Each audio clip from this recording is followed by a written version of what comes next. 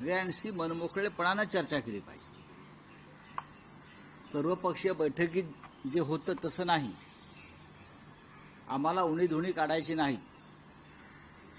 आम्ही तुमच्याबरोबर आहोत, म्हणजे सरकारबरोबर आहोत, आम्ही देशाबरोबर आहोत, आम्ही पक्षाबरोबर नाही एखाद्या. हा देश आमचा आहे, तुमचा जेवढा आहे म्हणताय तेवढा तो आमचाही आहे.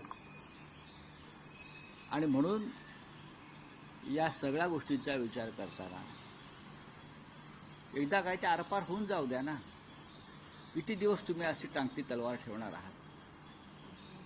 आणि पुढली जी परिस्थिती निर्माण होईल त्यासाठी तुम्ही आतापासून या देशातल्या सर्व पक्षांना विश्वासात घेऊन काम केलं पाहिजे. युद्ध करणं सोपं असतं, पण युद्धानंतर जी परिस्थिती निर्माण होते एखाद्या देशामध्ये, जी युक्रेनमध्ये झालेली आहे, जी अफगाणिस्तानमध्ये झालेली आहे, जी इराणमध्ये आहे,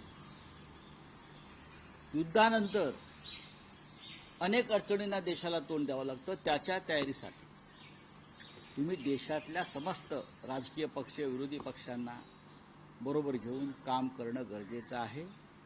पण हे सगळं करण्याआधी देशाचे गृहमंत्री अमित शहा जे अपयशी गृहमंत्री आहेत त्यांना पुढली परिस्थिती सांभाळता येणार नाही, हे मी परत सांगतो. त्यांना पदावरून हटवायला पाहिजे.